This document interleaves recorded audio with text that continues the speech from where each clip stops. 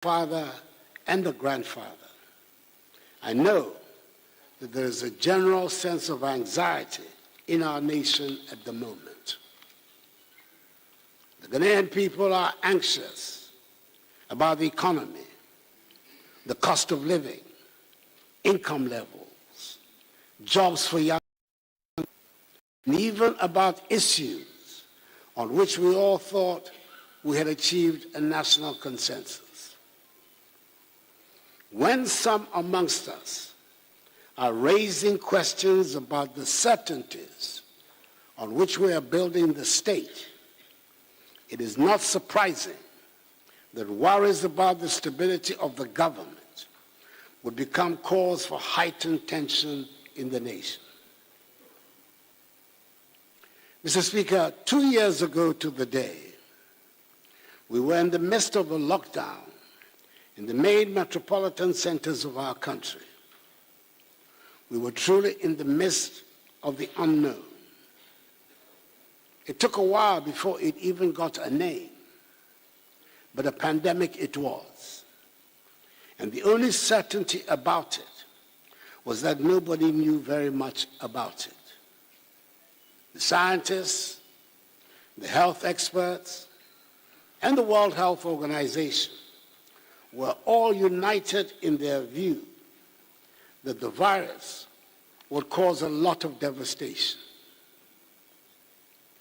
The world before COVID now seems such a long time ago, and the trauma of a world ruled by a pandemic has changed all our perspectives. Back in March 2020, when the first cases of COVID hit our country, we and the rest of the world were in uncharted territory. Fear and sheer terror gripped our land. Probably to future generations, it will look quite obvious what should have been done. But 2 years ago, it felt like we had fallen into a dark, malicious, and terrifying abyss. We could not have been prepared for the catastrophe that hit us. Even the richest economies with the most sophisticated structures were unprepared. Maybe some of us have forgotten what the experts were predicting at the time. Our health and medical infrastructure was woefully inadequate, and we would not be able to cope. There were going to be piles of dead bodies strewn across the streets of Africa. There was a general consensus that we should spend all our energies on resources, on protecting lives. I remember, for example, the discussions about PPEs 2 years ago. Nobody was asking or was interested in how much they cost. Just find them for our health workers, and that was the only consideration. I wonder how many people remember the cost of the first face shields and nose masks that came into our country. I took the decision we would prioritize the savings of lives, and then we would get together to rebuild our economy. Nobody imagined the devastation would be so widespread and last so long. We've had our fair share of COVID deniers and conspiracy theorists, but it is fair to say, Mr. Speaker, that our management of the COVID-19 outbreak has been exemplary and has been so acclaimed by the world. And with the great masses of the Almighty, we have saved lives. Indeed, the total number of deaths we have sadly recorded, 1,445, represents a minuscule fraction of the total number of deaths on the African continent, 0.6%. I remember a year ago, we were in the midst of the second wave of COVID infections and deaths. There was widespread fear. Again, there was consensus. We should concentrate all attention and resources on protecting lives. By that time, a little more was known about the virus, and the anxiety had shifted to the provision of vaccines. We moved rapidly to secure the provisions of vaccines, first for the frontline officials and workers and those most at risk, and then to the general mass of the population, always relying on the current scientific thinking.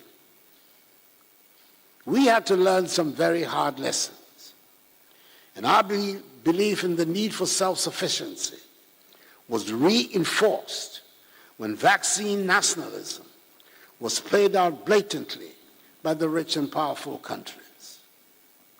Mr. Speaker, the Presidential Vaccine Manufacturing Committee, which I set up to respond to this obvious deficiency, has put in place a comprehensive strategy for domestic vaccine production and the establishment of a National Vaccine Institute to implement the strategy, which will enable us to begin the first phase of commercial production in January 2024. A bill will shortly be brought to you in this House for your support and approval for the establishment of the National Vaccine Institute. This pandemic exposed other shortcomings of our country, which have undoubtedly contributed to the anxieties that have befallen the nation. Agenda 111 was born out of this necessity to address some of these shortcomings. At the normal rate of growth, we're not likely to make up the deficit in our health facilities infrastructure for a very long time. Hence the need for a special dedicated program of infrastructural development. We are undertaking the construction of 101 entities, which comprise standard 100-bed district hospitals for 101 districts without hospitals, with accommodation for doctors and nurses. 6 new regional hospitals for each of the 6 new regions. The rehabilitation of the Efia Nkwanta Hospital in the Western region. 1 new regional hospital for the Western region. And 3 psychiatric hospitals for each of the 3 zones of the country, that is North, Middle, and Coastal. It is an ambitious project which must and will be done, and which will create some 33,900 jobs for construction workers, and on completion, some 34,300 jobs for health workers. Mr. Speaker, I have to report that like all major construction projects, it is evident that the initial schedule we gave for the completion of Agenda 111 was overly ambitious. Identifying suitable sites around the country, for example, has turned out to be even more problematic than had been anticipated. I am now able to say that a great deal of the preparatory work has now been completed, and work started at 87 of the 111 sites. I've been assured that preliminary work on the remaining 24 sites is ongoing. We have every intention of seeing this project through to its successful end, which will enable me to commission all 111 hospitals before I leave office on 7th January 2025. Mr. Speaker, we have saved lives and fared much better than we had feared and the experts predicted. But the consequences of lockdowns, border and business closures, unplanned expenditures have combined to have a devastating impact on our economy. The unplanned expenditures included, but were not limited to, the recruitment on a permanent basis of 58,121 healthcare professionals and the payment of extra incentives to our frontline health workers. It took an unbudgeted 1.9 billion cedis to ensure that our children and teaching staff went back and stayed in school safely. Some, including regrettably a few in this honorable House, went as far as to accuse the government of trying to kill Ghanaian children when we introduced the controlled school reopenings. I might add here that in some countries, school closures have lasted for 20 months, and children are only now going back to school. Our children did not lose a single academic year. We provided nearly 5 million households and over 10 million people with electricity and water subsidies at the time they were most needed. In all, data from the Ministry of Finance tells us that an amount of 17.7 billion cedis, 4.6% of GDP, has been spent in containing the pandemic since 2020. Mr. Speaker, the NPP government came into office with a plan to build a resilient economy and set us on the path to prosperity. We were on course, and our performance between 2017 and the beginning of 2020 demonstrates we were making rapid progress.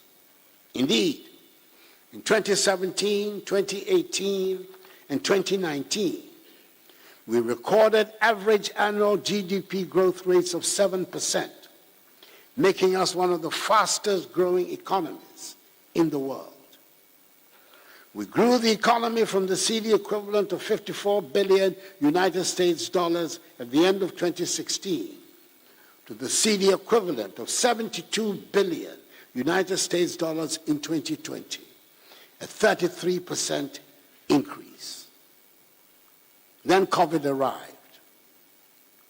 This is not something that anyone could have planned for, and the consequences are there for us all to see around the world. The big and established economies of the world have been knocked off their planned trajectory. Countries where budget deficits were unknown and prohibited by law suddenly had to accept huge deficits to underwrite social cohesion. The economic devastation of COVID has since the beginning of this year been further aggravated by the Russian invasion of Ukraine, which has worsened the economic outlook of the entire world. We in Ghana have not escaped this development, and the consequences are being felt in rising living costs at our markets and at fuel stations.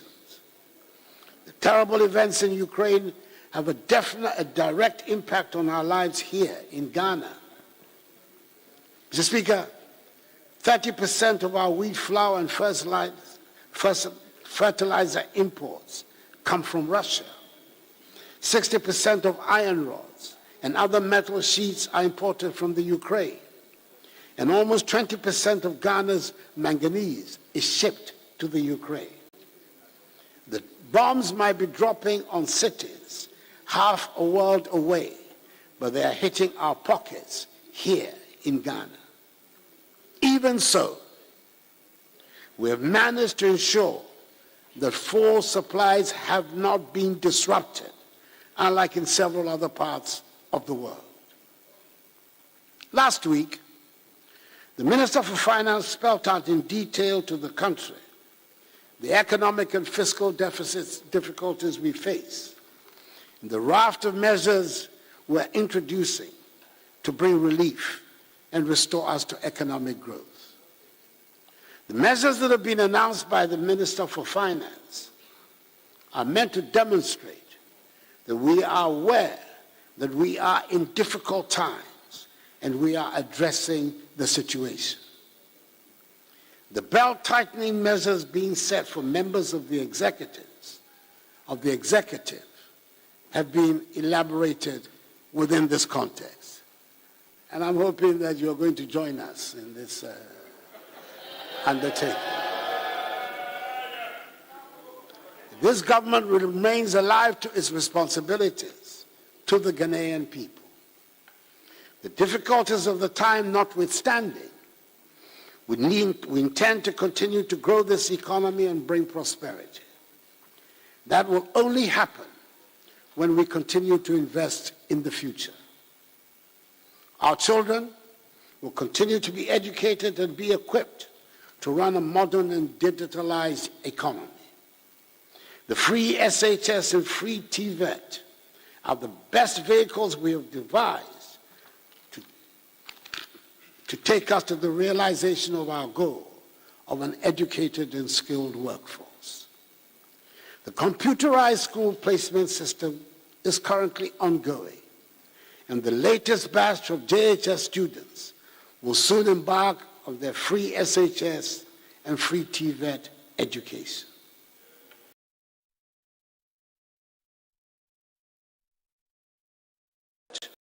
To enable them train the increased numbers of children that we want to be attracted to that sector to meet the modern needs of our economy. This year, I'll be commissioning some of the 34 refurbished National Vocational and Technical Institutes, NVTIs, across the country. The refurbishment comprises the construction, rehabilitation and equipment of laboratories, workshops, additional classrooms, hostels, and administrative offices. Within the next few months, the construction of 5 technical colleges will begin in various parts of the country. 3 technical institutes will be upgraded to tertiary status. The initial phase for the construction of 9 TVET campuses will commence next month in Bosomtwe, Achimewisa, Boakon, Kenyase, Patuda, Dambai, Larabanga, Guabuliga, and Tolibri. These campuses will have academic facilities, workshops, laboratories, hostels, and staff accommodation, and provide access for training. Government is in the process of securing financing for the construction of 5 STEM universities in 5 new regions, that is Western North, Savannah, Northeast, Ahafo, and Uti regions. Steps are being taken to turn the planned Bunso campus of the University of Environment and Sustainable Development into a standalone independent university focused on the study of engineering. Construction of this campus is set to begin within the next 3 months. Mr. Speaker, there is great potential for our people in the creative arts, fashion, and film industry.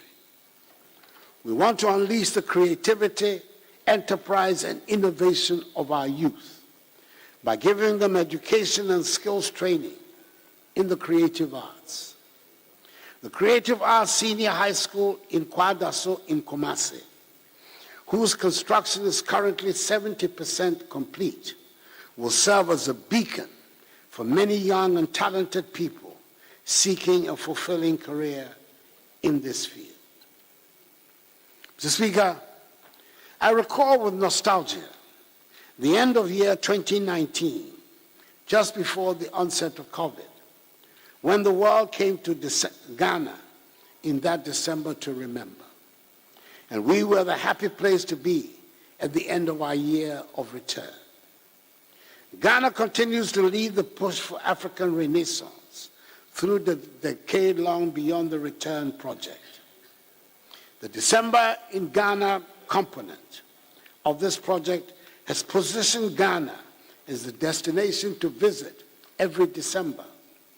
Last year, the country recorded some 623,523 visitors, up from the 55,108 visitors the year before, signifying a marked rebound of our tourism sector. We should recapture those glorious moments and build on them as we work hard to reclaim what we lost to the COVID years. Government is therefore undertaking a comprehensive renovation and modernization of tourist attractions across the country, such as the Cape Coast and Elmina castles, Kwame Nkrumah Memorial Park, which will enable us to position Ghana as the preferred tourism destination in West Africa.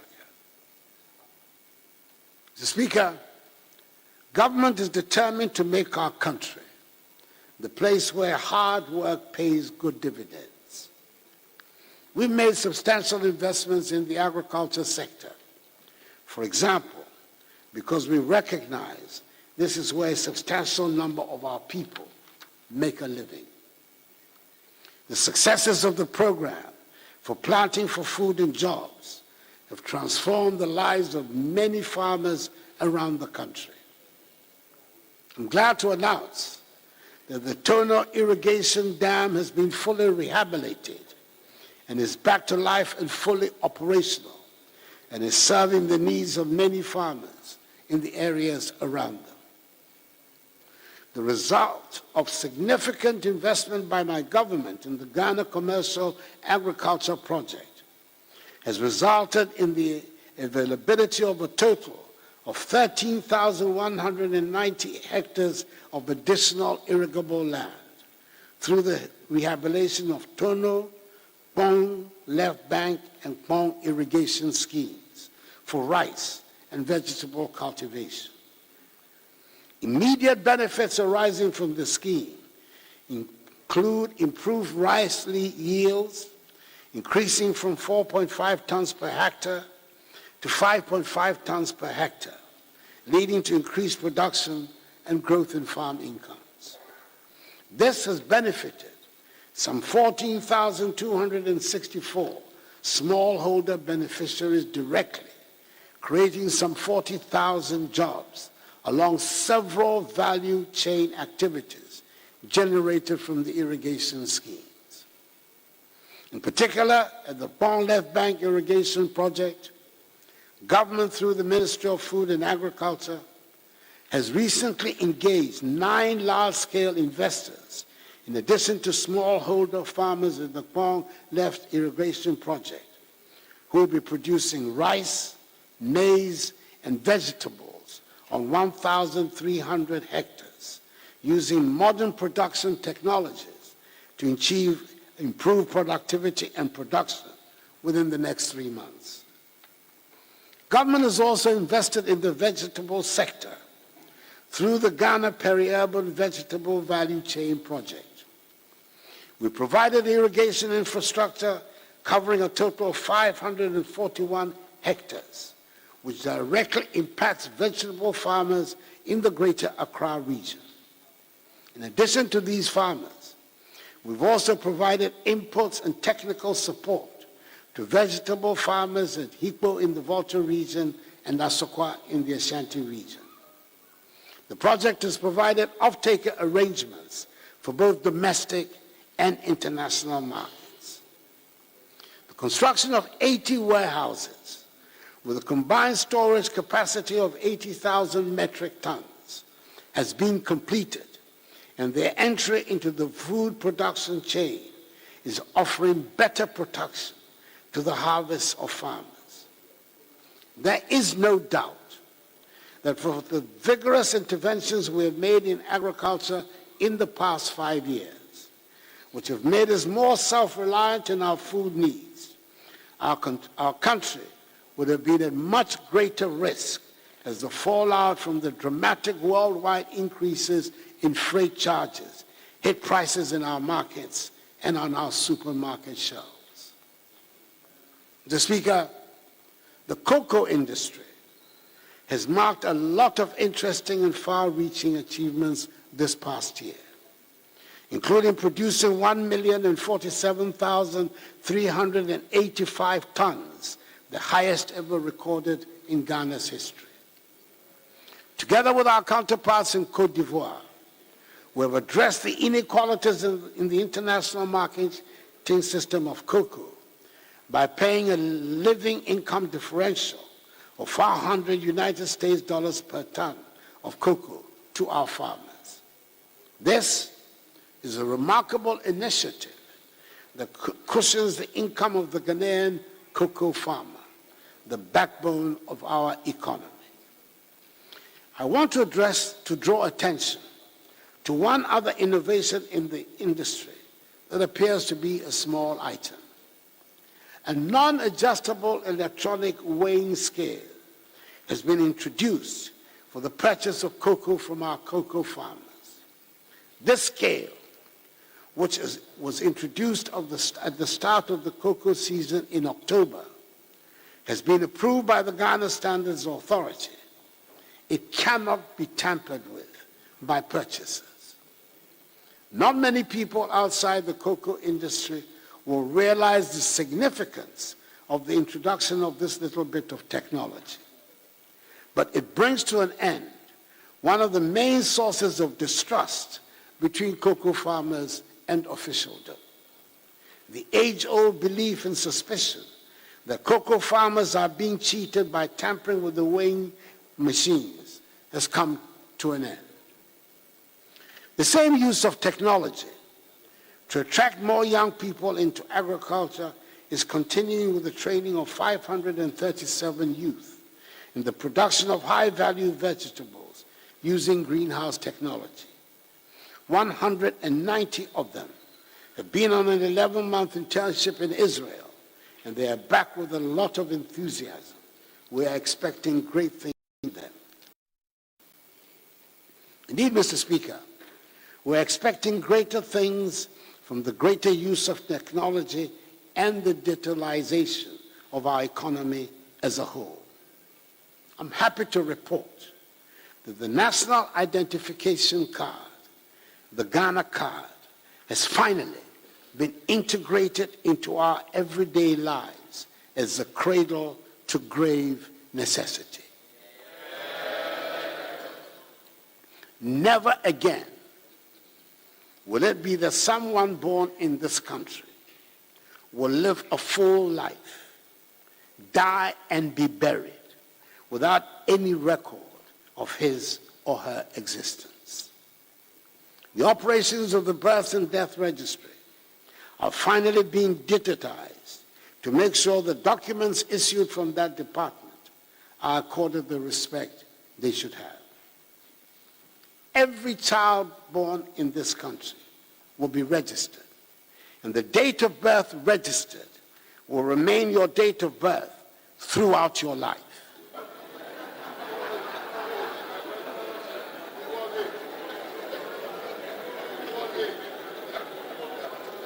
Mr. Speaker, there will be no school age, no football age, no SNIT age, and no official age. When we register for national health insurance, the details of our identification will be the same as the details on a driving license, a passport, and yes, on our tax identification number. Today, we all have addresses at which we can be identified, even if we live, unfortunately, for the time being, in a chaos. And when we die, that inevitable rite of passage will be recorded to mark the end of our life. Mr. Speaker, it is not enough that the state collects all this information. It is critical that every citizen is able to benefit from the digitization process. The benefits range from being able to give directions to our addresses for deliveries and being able to gain access to government services without having to go to the ministries.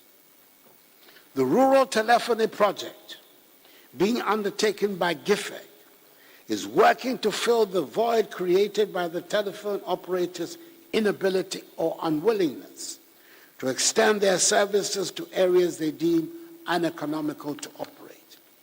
It is important to extend basic telephone, voice, and data connectivity to every part of the country, so we leave no one behind. Mr. Speaker, I've spoken on other occasions about the digitization of port operations, or what we now call the paperless port. I'm glad to say that the initial problems have been largely overcome, and we're witnessing the advantages in faster processes at the port and less opportunities for corruption with the reduction of human interface. ICOMS, when it was introduced, provoked a lot of controversy. At the moment,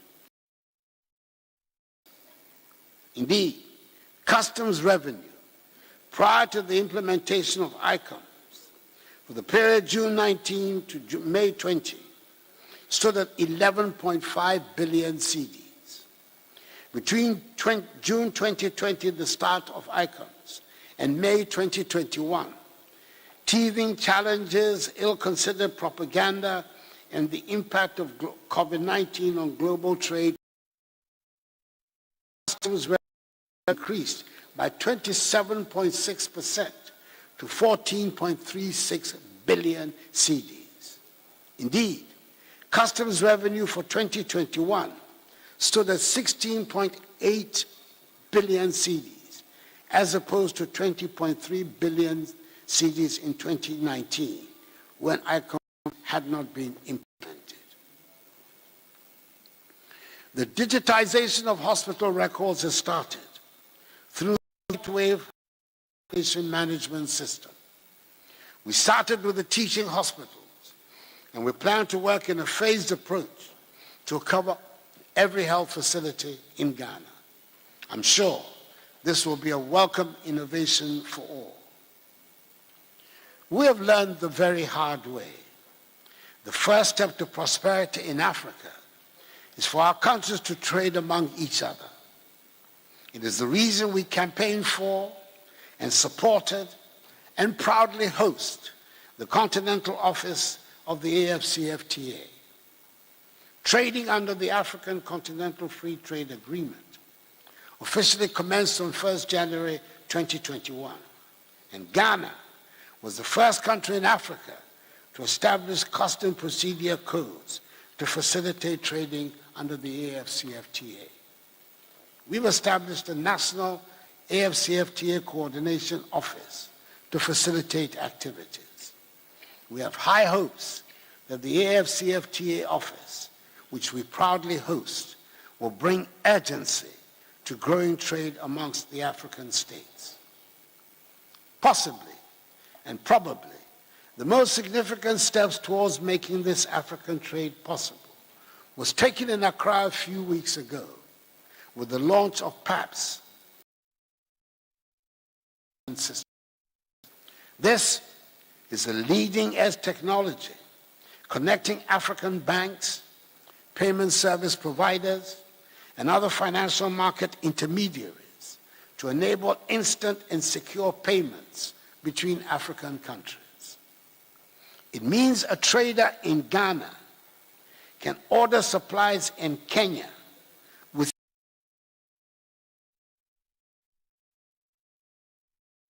to go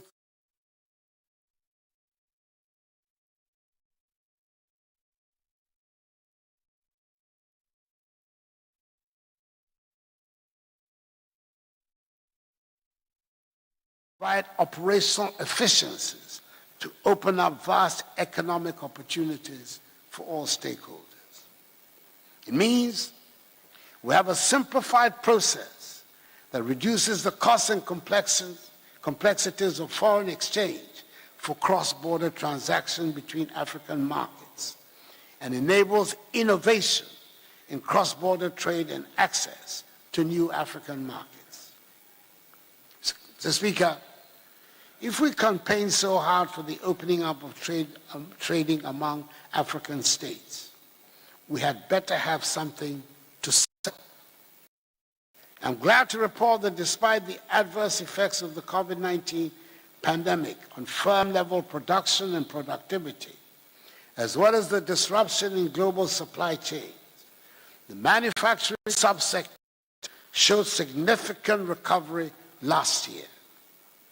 Manufacturing recorded an average growth of 7% in the first half of 2021, compared to 0.7% in the corresponding period in 2020 at the beginning of the pandemic. Our flagship One District, One Factory initiative, implemented with business promoters being empowered and supported to establish new factories or to transform existing manufacturing enterprises to contribute significantly to job creation across the country. Mr. Speaker, through the 1D1F initiative, the Made in Ghana label is being stamped on a wide range of products proudly manufactured in Ghana. A total of 78 1D1F projects at various stages of implementation in all the 16 regions. 106 factories are currently operational. 148 are under construction, while 24 projects are at mobilization stage. Mr. Speaker, in order to bring the program, 58 out of the 278 1D1F projects have been developed as enterprises fully owned by youth groups with direct government support. Each of these 1D1F youth companies are owned by between 40 and 50 youth as shareholders. In addition, 5 medium-scale state-of-the-art agro-processing common user facilities have been established with direct support from government and are owned by various groups of farmers whose farming operations have previously been undermined through lack of processing facilities. These farmer-owned companies have been established in 5 districts, namely Doma West, Savalugu, Sefia Kontombra, Setra Central, and Takwa in Swayem. They cover oil processing, rice milling, and the processing of maize. Mr. Speaker, quite a number of global vehicle manufacturing companies have set up assembly plants here in our country and started producing vehicles for our market and for the West African market. The World Development Policy we outlawed in August 2019 has facilitated this welcome development. Since June 2021, Toyota and Suzuki brands of vehicles are being produced here, commencing with the production of Hilux, pickup, and Swift models. Volkswagen and Sinotruk, which commenced commercial operations in 2020, have continued to assemble their brands of vehicles and are enjoying significant local patronage. In addition, a new state-of-the-art assembly plant with capacity to assemble 5,000 new vehicles per annum has been established by Nissan in Tema, which is currently producing Nissan and Peugeot brands of vehicles for the Ghanaian and West African markets. I will have the pleasure to commission this new plant in Tema tomorrow. 3 other vehicle manufacturers, namely Kia, Hyundai, and Renault, are also expected to commence commercial production this year. Our national iconic automobile brand, the Kantanka brand, produced by Kantanka Automobile Company Limited, also stepped up production of its made-in-Ghana vehicles, which include Nkunimdie SUV, Omama pickup, Onate 4x4 pickup, Otumfor SUV, and K71 small SUV models. Now that the Minister for Finance has announced an embargo on the importation of 4x4 vehicles for official use.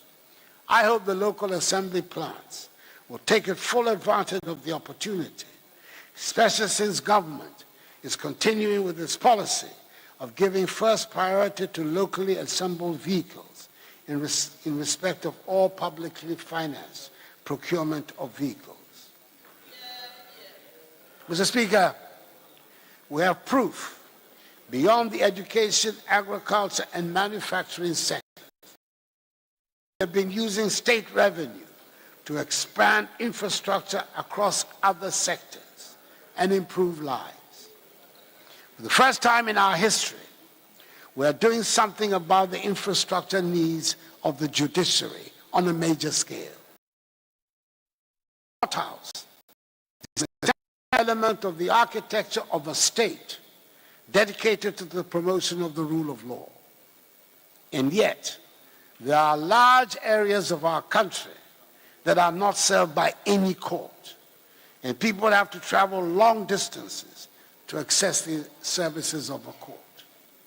Unfortunately, as the former Chief Justice once put it, the conditions of most of the court facilities around the country where they exist are not fit for purpose. We have thus embarked on a project to provide and accompanying residences for judges and magistrates around the country. 50 of them are being built and are near completion and should be handed over to the judiciary soon. Mr. Speaker, 121 residential units for the judiciary are also being built across the country. Furthermore, 22 new modern townhouses are being constructed at Denyame in Kumasi. They are challenges facing Court of Appeal judges assigned to the northern sector. Some of you might remember that work began some 20 years ago on the construction of Law House, a proposed new office accommodation for the Office of Attorney General and Ministry of Justice. A 12-story edifice consisting of 10 floors above ground and 2 stories underground. Work on the project has stopped many years ago. I'm glad to say that not only has the project been resurrected, I'm told it is expected to be completed by the end of this year. Mr. Speaker, whilst on the subject of law enforcement, the passage of the Right to Information Act, the Witness Protection Act, the amendment of the Criminal Offences Act, and other laws have enhanced significantly the capacity of against corruption. It is also an undeniable fact that budgetary allocations for institutions actively engaged in public sector accountability, that is the Office of the Auditor General, the Judiciary, Parliament, and the Ghana Police Service, have witnessed significant increases.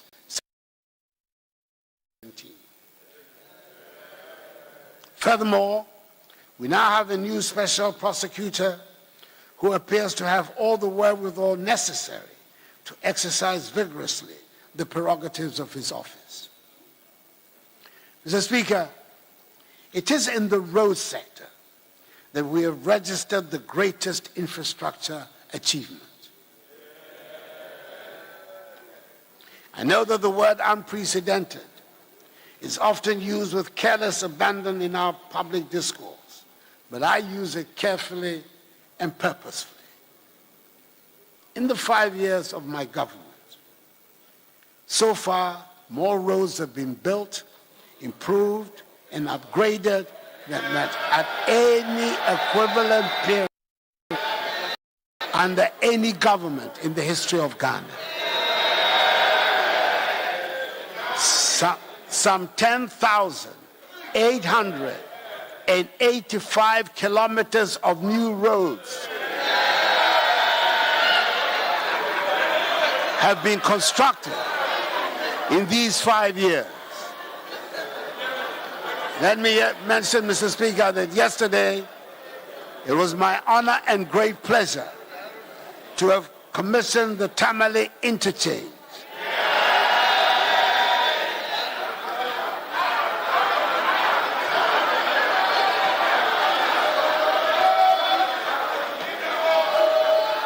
The first such interchange in the northern sector of our country, which the people of Tamale gladly celebrated. I considered it to be a most satisfying birthday present. We intend to continue with the building of roads around the country to accelerate the opening up of our country. Excuse me. Mr. Speaker, we have kept to our promise and kept the lights on in spite of the energy sector. In spite of legacy debts, we've almost completed the process of restructuring these debts to reduce their crippling effects on our public expenditure. With the introduction of more bulk supply points in areas such as Kasua and Pokuase, power transmission has improved tremendously in the southwestern and northwestern parts of Greater Accra. Power lines are getting upgraded to reduce commercial and technical losses and increase transmission capacity. Under the National Electrification Scheme, a total of 279 communities have been connected to the national grid. This has increased the national electricity rate from 85.7% in 2020 to 87.3% as of January 2022. 487 more communities are at various stages of connection and completion. We are on course to achieve our ambition of universal access to electricity by the end of my term as the President of this country. The accommodation problems, Mr. Speaker, facing the military have long been matters of national sadness. I'm glad to say that the first stage of the military housing project, dubbed the Barracks Regeneration Project, has started with construction going on at all garrisons across the country. The military academy at Teshi is being modernized, and we're keeping our armed forces retooled and equipped to enable them to live up to their duties. Each of the different branches of the armed forces, the Army, Navy, and Air Force, has received significant financial assistance to upgrade its logistical bases and strengthen its capabilities, and its welfare requirements are being substantially addressed. We're building modernized armed forces with higher numbers of personnel that will be fit to meet the demands of the 21st century.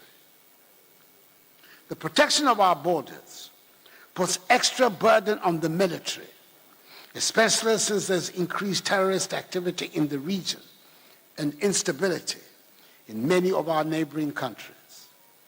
15 forward operating bases, or FOBs as they are called, are being constructed across the country to help in the prevention of cross-border crimes and terrorist activity. Mr. Speaker, I believe we can all testify that our police service is undergoing a great improvement and a change of image before our very eyes. During times of anxiety, we need a responsive police service to boost the confidence of the population. It is good that police rise up to the challenge. Nothing starts people off in a bad mood more than the driving habits and traffic jams that create chaos on our roads and make every road journey a nightmare. Gradually, the police are bringing order to the roads, so all now know that the law is no respecter of persons or vehicle types. I urge all of us to cooperate with the police to perform their duties to enable all of us go about our lives in peace. I'm happy to state the government has been able to provide much needed modern equipment for the service, and we're tackling their accommodation needs as well. We're constructing 320 housing units at the National Police Training School, which are at an advanced stage of completion. Work is also going on the construction of a huge barracks complex at Kwabinya to replace the one adjacent to the VLA at 37, where the conditions of living are poor. Mr. Speaker, together with the implementation of a number of operational and personal welfare interventions, the morale of police officers has received a considerable boost. And today, public-focused interventions instituted by the Inspector General of Police have resulted in a better police-public relationship.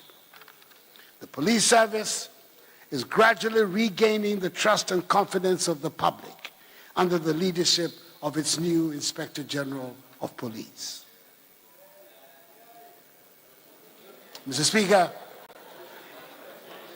as I indicated last year would happen, a national was held under the auspices of the Lands and Natural Resources Ministry in Accra, as well as in 2 other regional ones in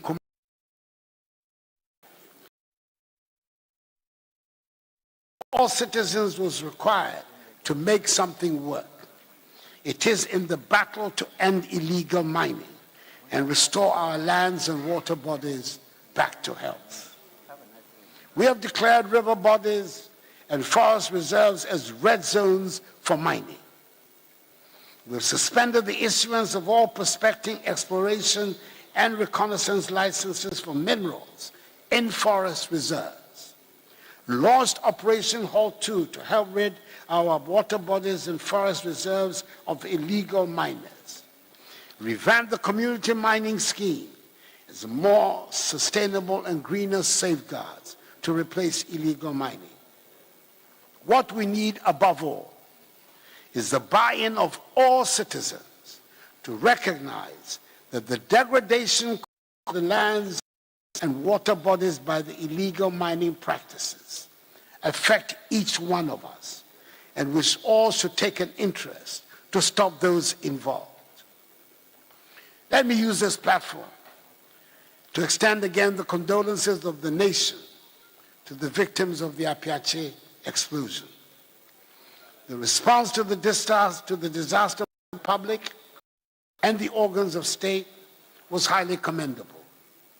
Government responded swiftly in the immediate aftermath of the incident by dispatching a high-powered delegation under the leadership of the Vice President to Apiache. An Apiache Support Fund has been established to spearhead the building of a decent, green, and sustainable community to enable victims of this tragic incident and members of the community get back on their feet and rebuild their lives.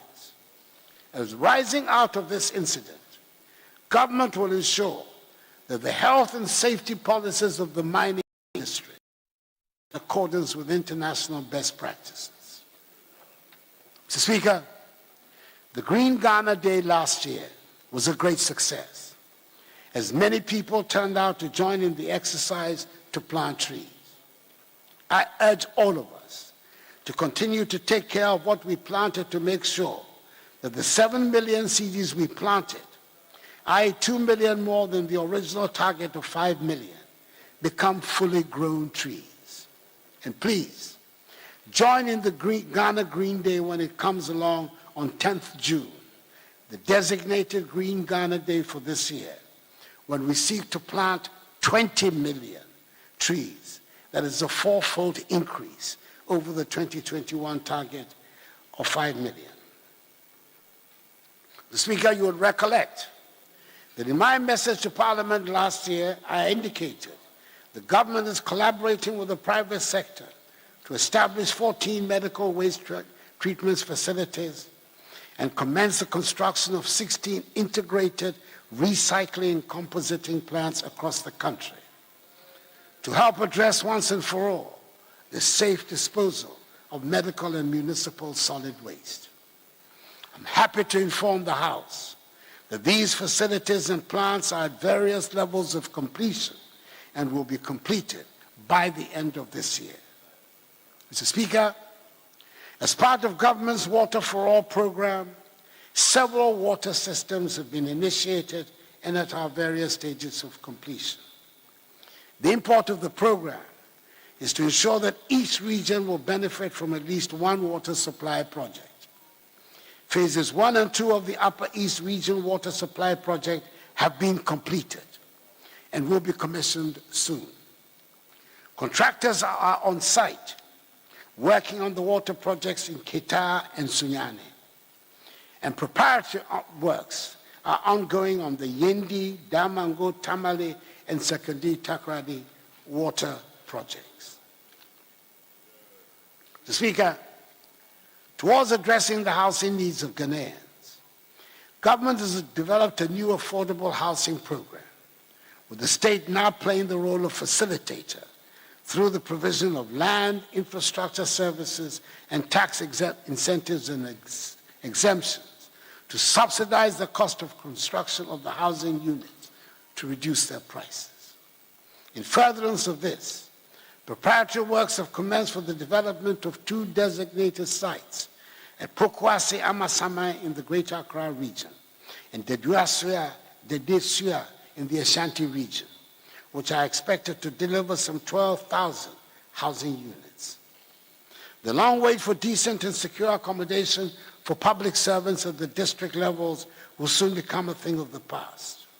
Government, through the State Housing Company Limited, has commenced works on the preparation of the district housing program for the construction of rental housing units at the district level for public servants. The pilot phase will be implemented in 16 districts across the 16 regions of the country. That notwithstanding, Mr. Speaker, government continues the completion of the existing affordable housing projects, increasing to secure, safe, adequate, and affordable housing units across the country. Tema Development Corporation, TDC, for example, has continued with the construction of the Mo Affordable Housing Project, which involves the construction of 3,016 housing units. The project is currently 30% complete. Mr. Speaker, work is progressing on the Coastal Protection Program of government, whose aim is to improve the resilience of the country's coastline against tidal wave erosion, whilst protecting lives, livelihood, and properties of the people living across the coast. Accordingly, the Dansomai, Axim, Amanfo, Kuma, Anomabo, and Elmina Phase 3 coastal protection projects are currently at 98%, 100%, 65%, respectively.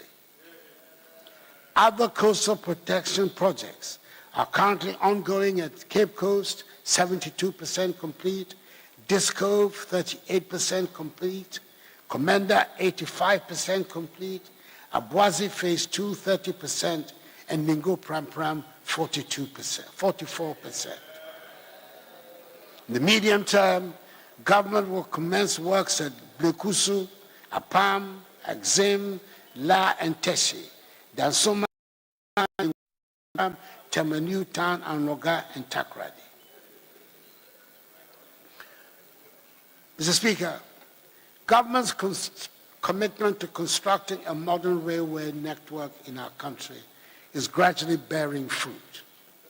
The construction of the 22-kilometer section of the Western Railway line on the new standard gauge from Kojokrom to Manso, which commenced in 2018, is on schedule to be completed before the end of this year.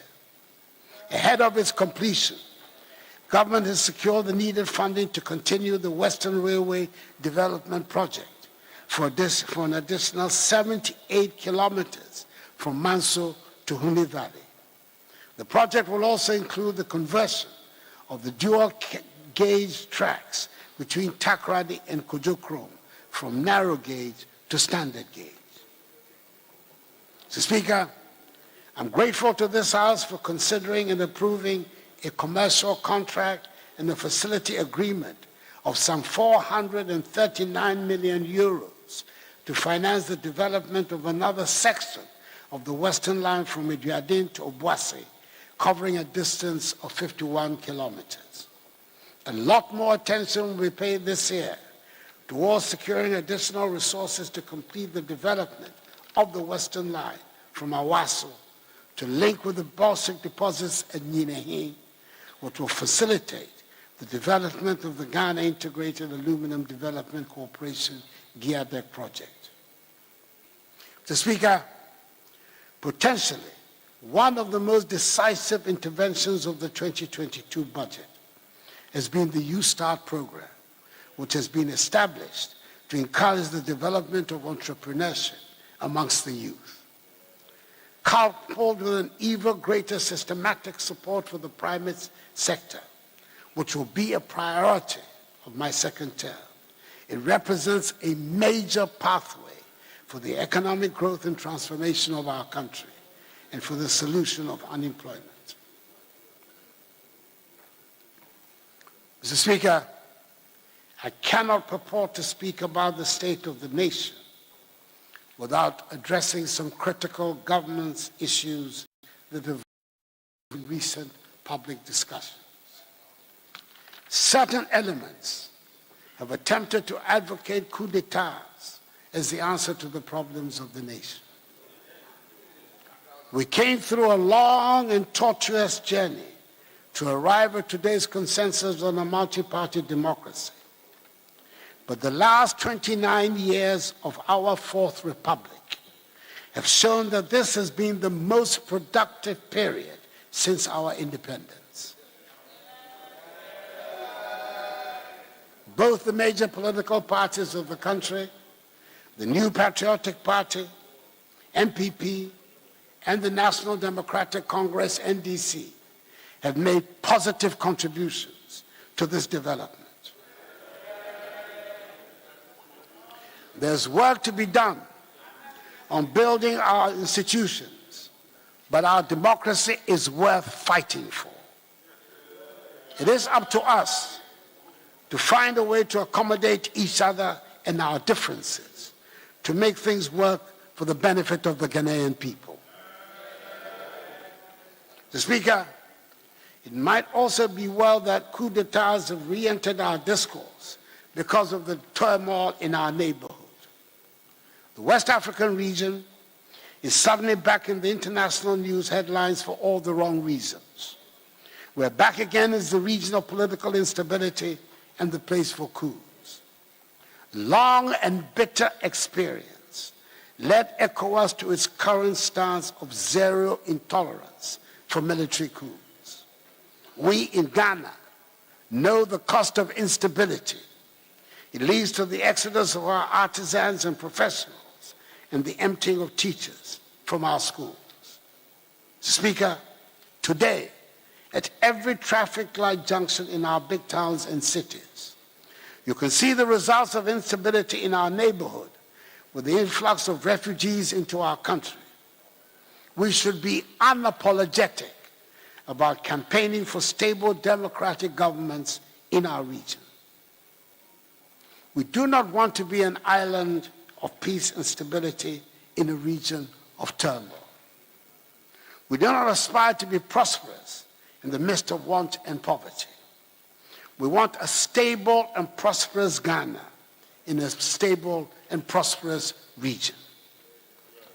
We should use our chairmanship and membership of ECOWAS, our membership of the African Union, our membership of the Commonwealth, our membership of La Francophonie, and our position as a non-permanent member of the UN Security Council to advance these goals.